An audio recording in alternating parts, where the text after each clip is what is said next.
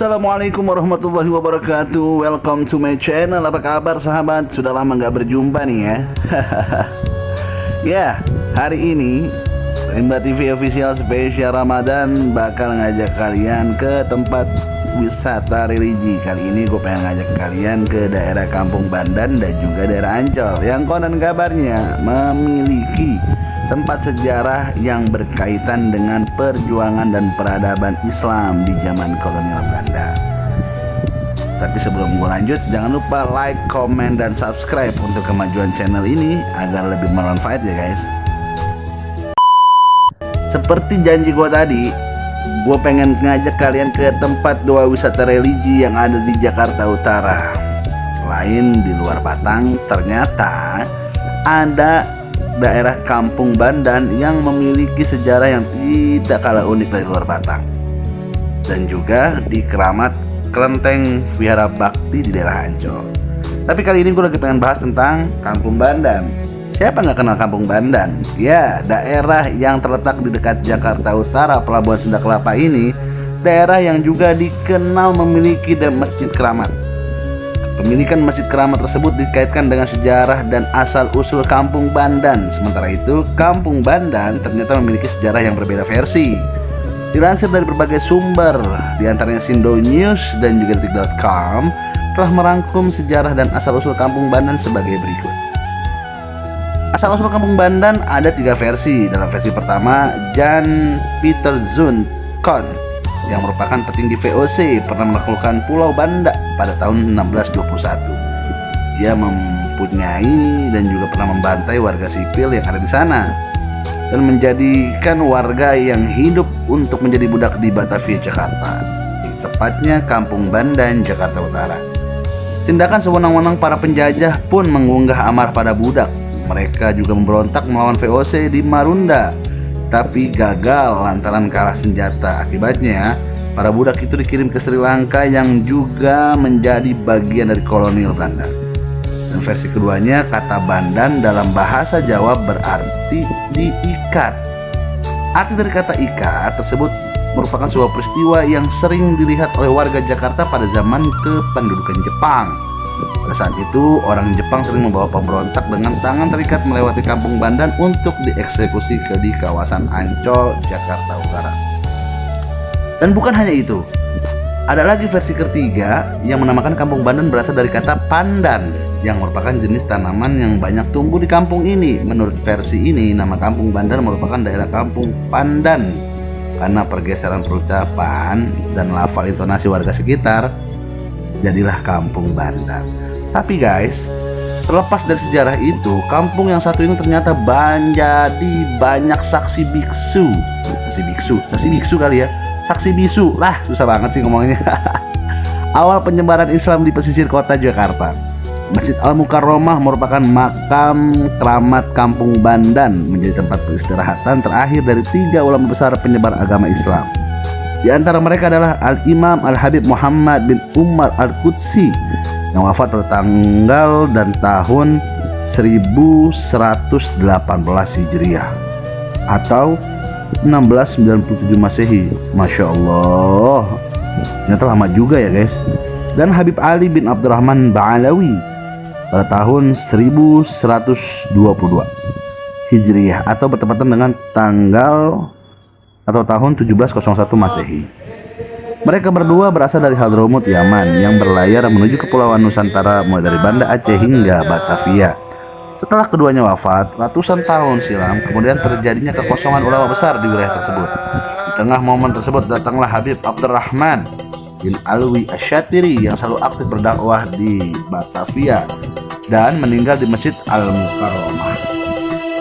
Sebagai ulama, para tokoh penyebar agama Islam, untuk menghormati mereka, sekeliling makam dibatasi pagar pembatas, dan tak cukup sampai di situ, makam pun diberi cungkup dan ditutup dengan kain berwarna hijau dan hiasan ayat-ayat suci Al-Quran. Dan hingga saat ini, Kampung Bandan memiliki fenomena dan karomahnya tersendiri untuk warga sekitar, baik datang yang secara langsung sengaja untuk berziarah maupun hanya sebagai jamaah di masjid tersebut. Tapi terlepas dari itu, kita harus bangga dan harus menjaga salah satu kelestarian yang dimiliki daerah Kampung Bandan, Jakarta Utara. Dan untuk kalian jangan khawatir, yang ingin berziarah ke tempat tersebut tidak dipungut biaya apapun. Ya tapi kalau parkir pasti lah ya. Alias gratis. Dan selain itu kalian juga bisa mengulik sejarah Kampung Bandan dari tempat atau mading yang ditempel oleh pengurus masjid tersebut. Menarik juga ya. Gimana guys? Tertarik gak?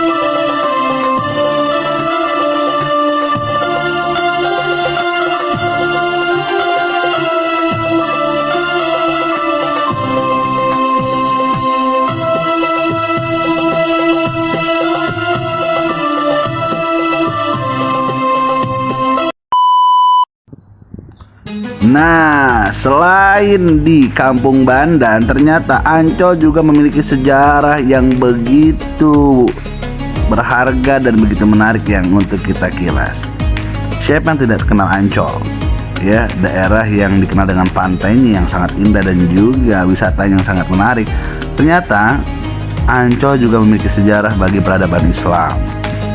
Ya, kita akan bahas tentang makam keramat yang ada di daerah Vihara Bahtera Bakti yang ada di kawasan Pasir Putih Ancol, Jakarta Utara, yang konon memiliki makam muslim di dalamnya.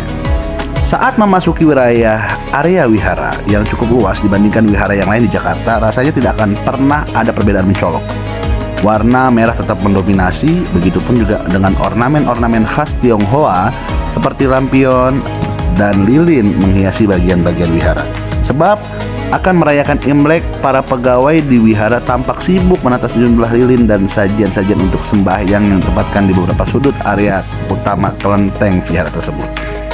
Namun, setelah berjalan lebih jauh ke dalam vihara, ternyata kita melewati area utama. Kita akan menemukan makam di tepi kolam yang ada di wihara tersebut. Makam itu terlihat seperti makam China yang memiliki ornamen khas. Jika berjalan terus ke dalam, sebuah petunjuk lainnya akan terlihat di sana ada papan bertulis Keramat Ancol Kota Paris, Mbah Said Areli Dato Kumbang dan juga Ibu Neng. Dua makam keramat itu berada di sebuah ruangan bernuansa khas Tionghoa. Nuansa Islami juga begitu kental karena di antara bangunan itu terlihat bentuk lingkungan kubah seperti masjid. Makam ini sudah ratusan tahun, tapi berdasarkan informasi orang-orang terdahulu, mereka itu sebenarnya seorang muslim penyebar agama Islam. Jadi, keramat biasanya mereka orang-orang soleh yang terus mengembangkan Islam di tanah Batavia. Setelah ditelusuri lebih lanjut, Parto, salah satu juru kunci makam sekaligus penjaga wihara, mengatakan di wihara tersebut terdapat dua makam keramat, yang ini makam anak dan menantu Mbah Said Areli Dato Kumbang, serta makam Mbah Said Areli Dato Kumbang sendiri pun dan sang istri.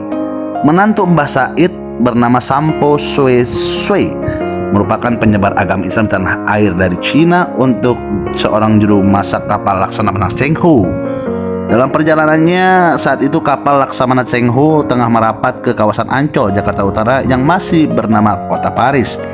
Disitulah Sampo Sue Sue bertemu pujaan hatinya Siti Wati, yakni putri Mbah Said Areli Dato Kumbang dan Ibu Neng. Yang pasti dari Cina itu menantu muslim dari Cina, penyebar Islam dari Cina, datang ke Nusantara dan sambil berdagang sambil menyebarkan agama Islam. Sampai meninggalnya di sini, akhirnya dimakamkan di sini. Makam Sampo Sue Sue dan istrinya berada di area utama kelenteng, sedangkan makam ayah dan ibu mertuanya berada di bagian sisi belakang kelenteng. Lokasi makam Sampo Sue Sue sendiri berada di bawah patung dalam area utama kelenteng tersebut. Makam Sampo Sue Sue sebelum adanya komplek, makam tersebut sudah ada. Jadi sebelum kelenteng itu makam terlebih dahulu. Dan juga menantunya Mbah Said ini adalah muslim dari Cina.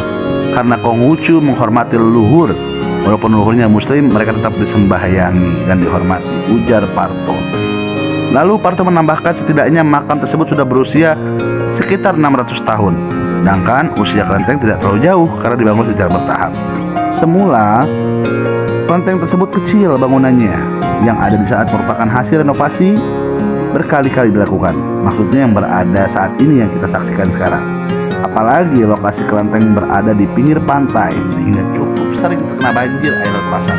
Dan karena itu, tinggi kelenteng pun mulai disesuaikan dengan dilakukan pengurukan, setidaknya untuk menjaga dari abrasi banjir. Kelenteng tersebut tidak mengalami banjir separah dahulu sebelum direnovasi. Dan menurut keterangan yang ada, makam Mbah Said nama aslinya adalah Al-Habib Hanun bin Syekh Abu Bakar bin Sari. Wallahu a'lam bishawab. Ibadallah, rijalallah.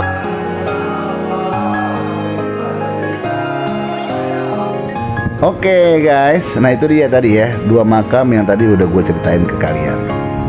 Tapi di balik itu semua, kita harus menjaga kelestarian budaya yang ada di tempat kita berasal. Dengan adanya 2 konteks yang berbeda dari pemakaman tersebut, semoga kita bisa mengambil ibroh dan semangat untuk selalu menjaga, melestarikan budaya kita dan selalu menghormati para leluhur-leluhur yang sudah berjuang untuk kemerdekaan Indonesia. Khairul Kalam, sampai sini dulu. Sampai ketemu di cerita gue selanjutnya. Assalamualaikum warahmatullahi taala wabarakatuh.